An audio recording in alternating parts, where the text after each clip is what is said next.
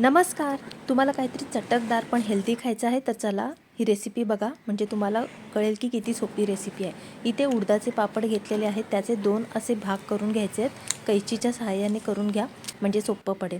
आता एक तवा गरम करून घ्यायचा आहे आणि त्याच्यावरती आपल्याला तेल न लावता हे पापड व्यवस्थित दोन्ही बाजूनी भाजून घ्यायचे आहेत आणि भाजल्यानंतर लगेचच व्हिडिओमध्ये दाखवल्याप्रमाणे कोन करून घ्यायचं आहे. पण लक्षात ठेवा, गरम गरम असतात, हात भाजू शकतो, त्यामुळे सावधानीने करा, पण गरम गरम असतानाच करायचं आहे. अशा पद्धतीने मी हे कोन तयार करून घेतलेले आहेत. आता आतमध्ये सारण जे आहे त्यासाठी कांदा, टोमॅटो आणि उकडलेले मूग आहेत ते घातलेले आहेत. कोथिंबीर घालायची आहे बारीक चिरलेली आणि भाजलेले शेंगदाणे, चवीनुसार मीठ घालायचं आहे, लाल तिखट, चाट मसाला आणि अर्ध्या लिंबाचा रस पिळायचा आहे. आणि आता हे व्यवस्थित ना मिक्स करून घ्यायचं आहे.